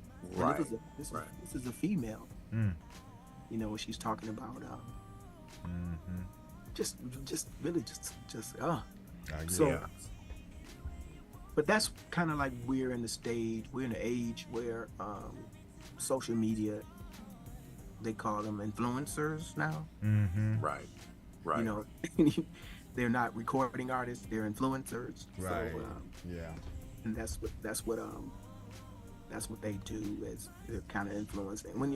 I teach preschool, and when I hear, bless your heart. when I hear my 4 and 5 year old baby singing songs called the WAP, and I'm like, You know what I'm saying? Right. I had to ask, what is it? I didn't even know what it was. Mm-hmm. And then when I learned more, I said, man, wow, how do you know this? I know it. It is 4 crazy. and 5 year old. So it is crazy the stuff that's out there. And it's all at their fingertips because they all have tablets and phones and yeah. So that's crazy. But, you know, I still try to be a little more sophisticated with my writing, but my influence is a little different than these young cats today. So my influence is like, you know, we keep mentioning Tom Bell, Erwin with Fire, and Quincy Jones. Yeah, because that's what we came up with. That's what we came up with. Came up with the good stuff. Just like when Lavel, before we even came on air, remember me and you got in a little bit of conversation about vinyl and all that. I mean, that was the time, man. All the music that was played, everything was, meant something. You know, all the songs were just, like I said, everything was great. Yeah, guys actually played instruments. You know, yes. you got people now just doing beats, but like I said, there's every now and then, you know, you get a October London, or you get a Silk Sonic. Yeah, that's right. Or you know, you get something that are just wow. Right. Okay. But the linchpin to that, they had to go back. Yeah. And redo something that was done in the past. See? Yeah. Great analogy. Yeah.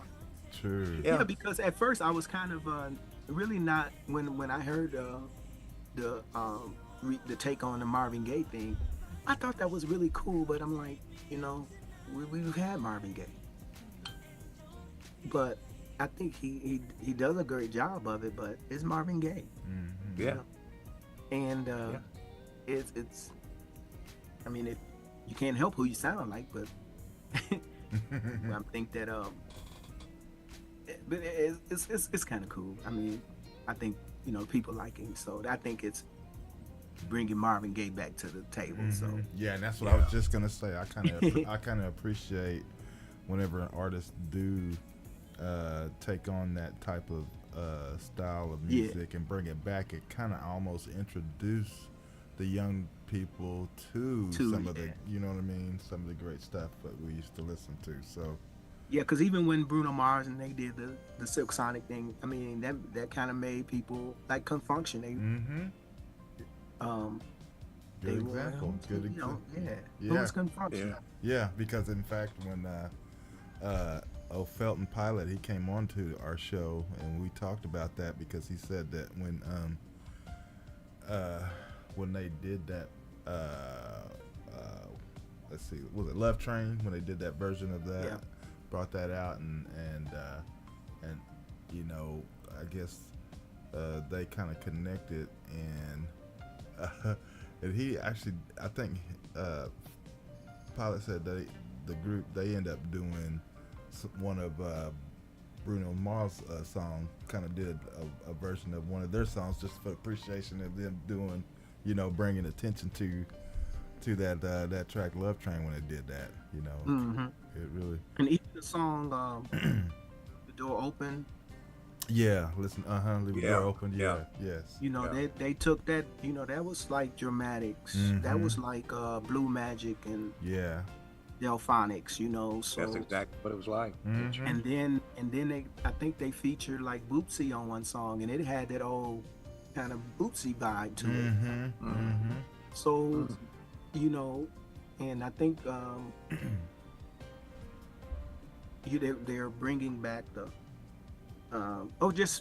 you know, letting people know, man, this is where it came from, you know. And so hopefully these young producers and songwriters, the young guys that's coming up, you know, is going to reach back or listen back and say, wow, okay, see what they're doing. But that's what I mean by the revolving sound of music. So I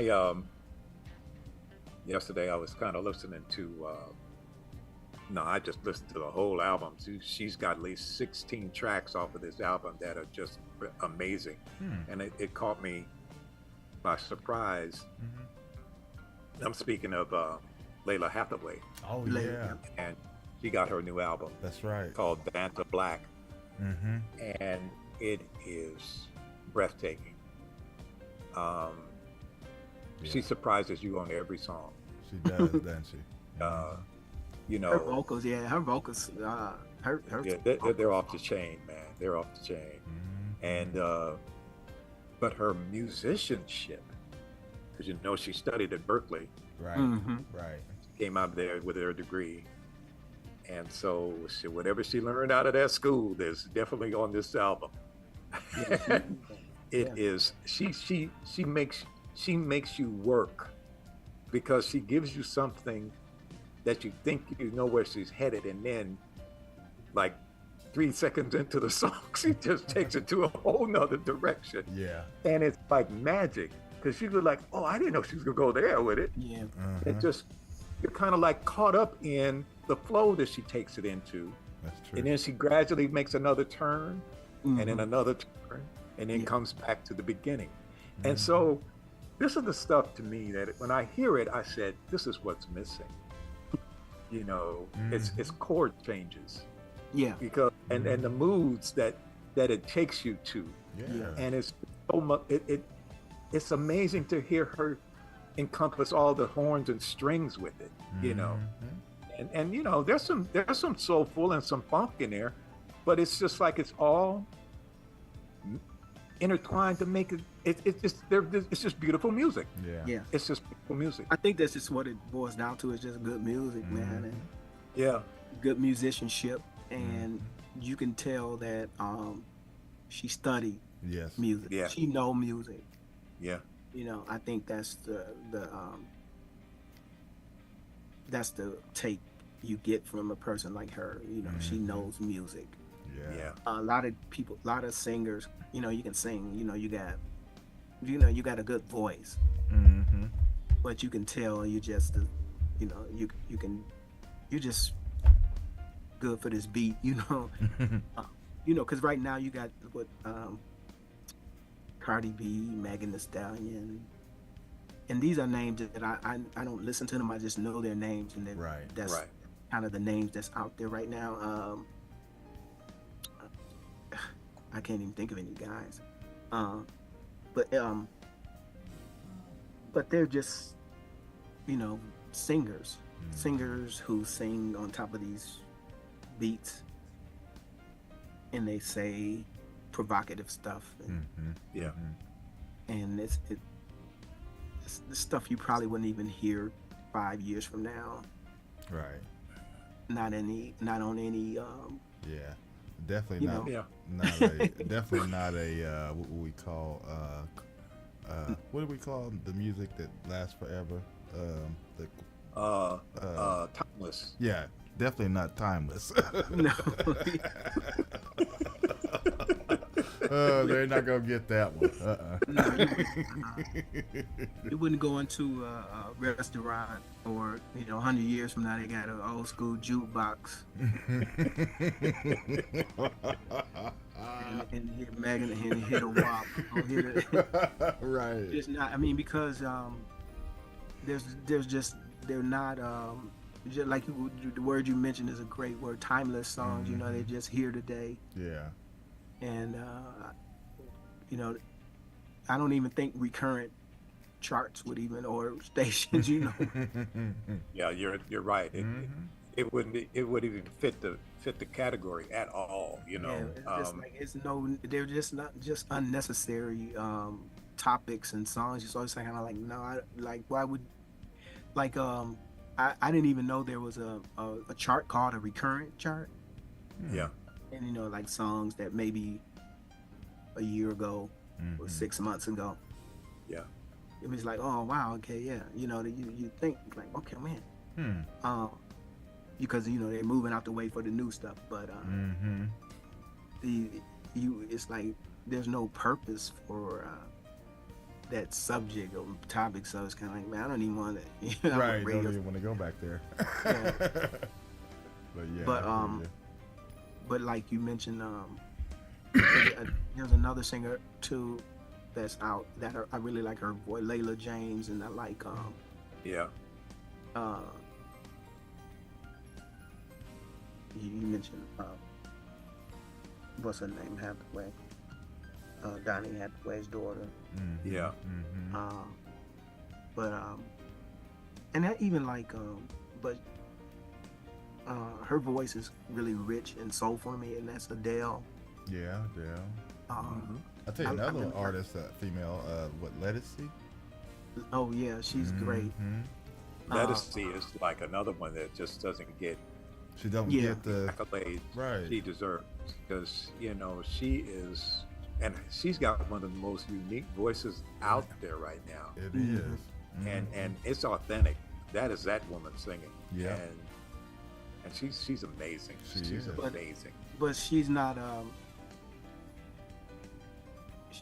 recording or writing songs or doing songs that are that they're marketing to 4 and 5 year olds and 10-year olds, Right. But Right. she's not getting that type of airplay. Yeah. But people like us that's into music and into concerts, go to concerts, yes, we'll Right. go see her and we support her in that area, but buy her. But radio is Right. not friendly to people like that. But Well, and that's I kind just of want unfortunate. to add to that, because to me, good music is not on commercial radio Yeah, at all. Right. and that's what's great about The internet, yeah. That's what's great about your outlet, because you give independent artists like myself Yeah. and Oh, you yeah. artists like Layla James, and we talked about Layla Hathaway and Lettucey, and you give those artists their fair share, I just want you to hear this, man. That's kind of like what your station and your format does, man. You guys need to hear these people. You don't say it like that, but that's what Right. station. That's essentially what you're saying, man. You need to take a listen That's right. to this artist. You need to hear this song, or you need to hear this piece, whatever. But Yeah. because like you said, the commercial radio, they're marketing their music to To a certain few. adolescents. A certain kind of Mindset, yeah. clientele. And like you said, most of it is filtered down to the babies, Yep. which again, I want to say that's their intention, but it unintentionally falls on their ears, and so Yeah, and I like it's a shame. I mentioned what's her name, her, and not HER, her. She's yeah, really- her, yeah, Yeah. and there's a lot of female artists that's really doing some stuff. Male artists, like I said, unless it's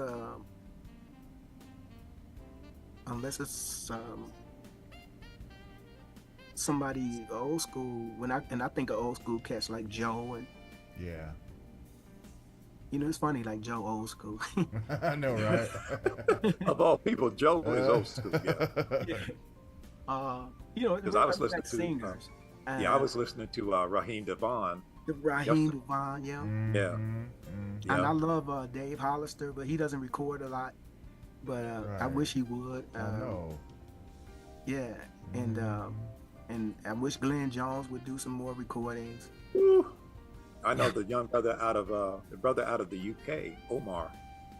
Is Okay. that brother's he's got some skills as well. Yeah. And it's yeah. And I'm just I'm also a radio programmer. I program a internet radio station, and I go through so much music, man. I can't tell you how it makes my head spin, because there's so much good stuff out there, and you gotta wonder why this is not being played on commercial radio.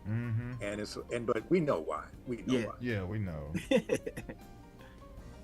But this guy, and somebody hit me on him, and I like what I heard. Teddy Swims. I don't know if you. I heard the name. Yeah, I heard the name. Yeah. White. It's a white guy, but he can sing. Right, right. I listen to like several of his tracks, but I do vocal lessons at Guitar Center. I look at Guitar Center here, so I'm a vocal teacher, and I always ask my students. Yeah, I always ask my students, my young students, who are they listening to? And one of my young students hit me on to Teddy Swims. I was like, Teddy Swims. I looked him up, and I was like, wow, this guy, yeah. Of course, I get my Taylor Swifts, and I get my, but I'm like, commercially, she's probably excellent. But artistically, I tell my students, you need to think, deeper. I'm not asking you to, if you want to be a singer, because I don't really think of Taylor Swift, no disrespect, is what I would call like a vocalist. Right.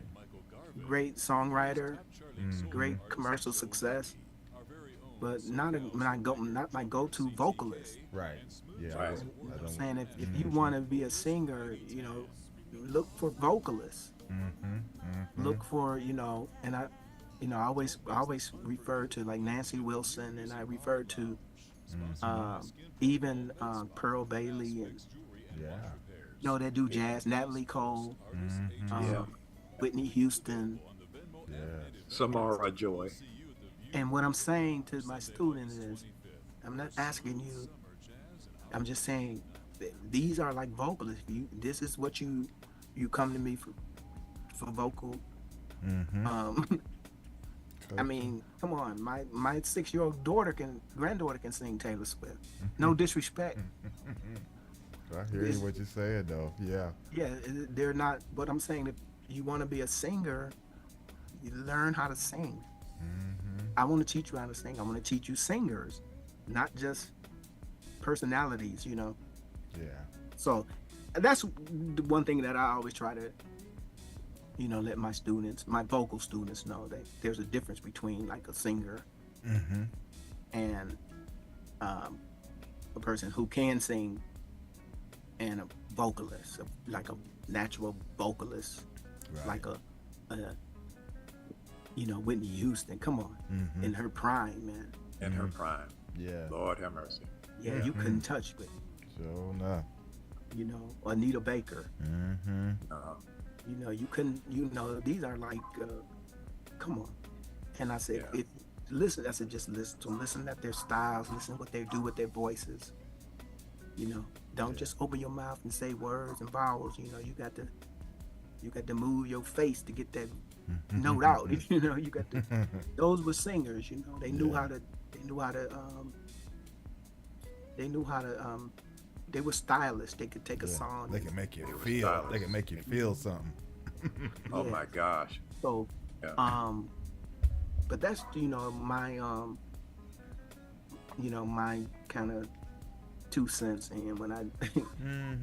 But I'd say at least you're making a contribution, a huge contribution to the development of people that really that wants to do it. Thing. That's what it boils down to, because if you're out there teaching it and developing people that, young people that want to actually become vocalists rather than singers, that's the thing that will extend the life of the art form itself. I lose a lot of students. I get a lot of young, 10s, 12-year-olds, and they come in with their little Baby Shark records that they want to do. Right. And I'm saying, and I let them hear Michael Jackson when he was 10. Yeah. Thinking, who's loving you? I was like, this is where you want this at 10 years old. This is what this little boy was doing, 11 and 12, whatever. So you can't come in here, and so I lose a lot of students like that, but because they scared of me. They bring up to the reality. Yeah, because I say I'm not going to, and I tell their parents too. This is do you want them to learn how to sing, or do you just want them to, come in and do what they want to do, because that's what they want to do. They would just want to come in and say, no, I'm gonna teach them how to. And if they have it, they have it. If they don't, a lot of them are scared. I let this one girl hear, Shanice Wilson. I love your smile. Yeah. Yeah. I just wanted her to do the intro. And she panicked. Oh. You know, just Wow. you know, What? yeah, get me out of here. Dang. Oh my gosh. But because I was trying to teach her how to scat, how to use her mouth, and how to use her. You know, that's what you as a singer. But these are young, and I say hopefully, and I tell the parents, you know, they'll you know eventually get into it. But there's so much Programmed to all that other stuff. to that other stuff that you don't get it. They think that they can just, you know, they want to be overnight sensations. And that's that generation. That generation today, man. They just everything has got to be instant. I want it now. Yeah. You know. But you know, we when we came up, you know, we would go in the studio and record. You know, it would take weeks and months, you know, to get a record, one song done. Because you know, but now you know you can do it like right in your studio at home and put it on YouTube. It'd be a success overnight. Yeah, be a TikTok star. You know, we had to record a demo and let it sit on somebody's desk for a month before they even opened the package. You know. But definitely so different now. create and now, and I just saw this today, that they have an app. It's an artificial intelligence AI app that you can put your lyrics in and say, I want this to be a rock song or R&B song, and it will create the song for you. Yeah. That is ridiculous. I know. And I'm like, come on, man. It's getting out of control. What are you doing? Yeah. I mean, I can see using that stuff for just fun stuff, you know, just for fun. But no, don't be trying to do nothing serious because it ain't gonna work. You know. Yeah, but just the thought process, just that thought that you can just feed it some lyrics, man, and it'll come up with a music. We'll try it for you. Yeah, it is kind of wild. Well, one thing I would have to say about AI, and what I do know for certain, AI cannot recreate an emotion. No, it can't. Or soul, or feeling. Or soul, or soul.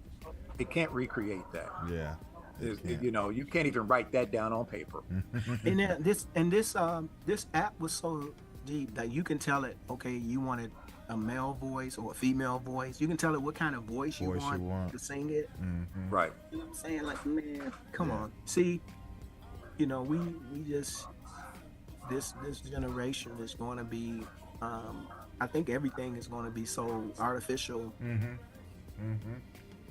and so robotic that you know, it's going to take away all the kind of emotion and take away all the soulfulness.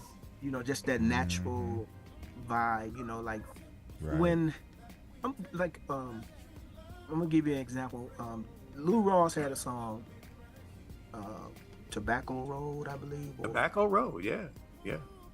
And then he had this song. I don't know the title, but I think I was born in a big rich town. Oh, that is that's Dead End End Street. Yeah, Dead End Street. Yeah. But those songs, man. When I heard those songs as a kid, man, I visualized myself in that position, you know. Yeah. Where he said he about the Hulk, because you know we from the middle. The Almighty Hulk. Yeah. That cold wind blowing in the Chicago building. Man. And he said he had to go to bed with his galoshes on. Galoshes on. Yeah. Mom said, "No, you're not gonna tell my bed sheets with." Yeah, my bed sheets. But yeah. But just the realness of those stories. Right. You know, and when you get a singer that's doing it and they're singing and you can just feel their emotion, but you're not gonna have any of that with this AI thing because Not in the least bit. Man, but Stevie Wonder had a song too called Village Ghetto Land.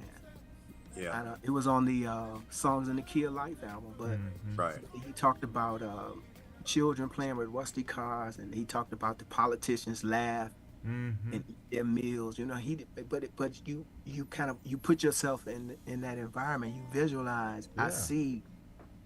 You know, because I grew up in the village, in the ghetto, and I mean the way he would deliver a song. You know, man, you're just not gonna have.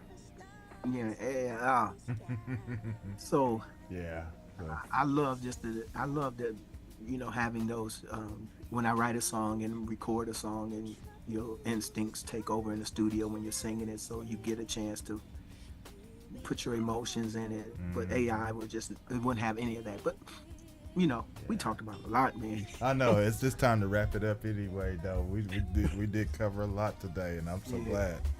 Yeah. But before, I love the just the free form, the freestyle. Man. Oh yeah, that's how we like to do it, really, man. Really beautiful. Yeah, nice. Well, before we close up, man, why don't you tell everybody where they can actually follow up with you as far as that goes? I know you probably got a website, or you know, all these different social media sites and stuff, things. Okay, all of my Memphis Jackson social media is Memphis Soul Man Jackson, Instagram, Facebook, and then my personal Lavel Jackson Facebook and Instagram is just Lavel Jackson. So you just look me Lavel JCKSON, and then Memphis Soul Man Jackson Facebook and Instagram, and then just hit me up on YouTube, like my stuff, share my things, and we stay blessed like that. There you go. There you go. That's how you do it. There you go. Yeah. Okay. Well, man, it's sure been a pleasure, man, having you on today, man. I'm glad Al got us connected, and definitely. Shout out to Al and Lynn. For sure. And you know, once I'll tell all the artists that come on the show, once you've been here, you know, don't be a stranger. You can always come back and everything. So we'll definitely keep on, you know, supporting your music. You know, of course, as I told you, we are supporting it over on our GHPradio.com site, where the music is playing all the time. And but again, it was a pleasure having you on, brother. And you just keep doing what you're doing, because I know that whatever you touch, man, it's gonna be on point. So I appreciate you guys. Thank you so much, man. It's been an awesome day, and I don't really know what to say except just appreciate you, and definitely gonna keep in touch. All right. Good deal. All right, Vaughn, go ahead, brother. Well, you know, you can find me at Instagram, Vaughn Coulter, at Instagram, and also on KJLM Radio OKC on Instagram, and also on Facebook at Stephen LeBon Coulter or Vaughn Coulter. You can find me at both of those Facebook pages. Yeah. And you know how I do it, Gary. Yes. Like it's been said, in the words of one Mr. Lamont Sanford, Old double jack. All right, brothers. Y'all have a great weekend, and all of you all of you out there listening, y'all enjoy the rest of your weekend, and please come back next week, and we'll have some more music and guests for you. So have a good weekend. Peace. All right, we out. All right. I'll be blessed. Too.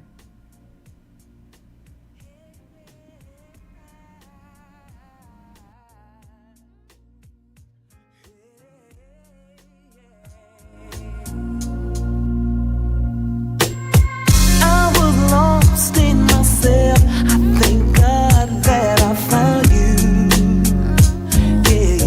Yeah.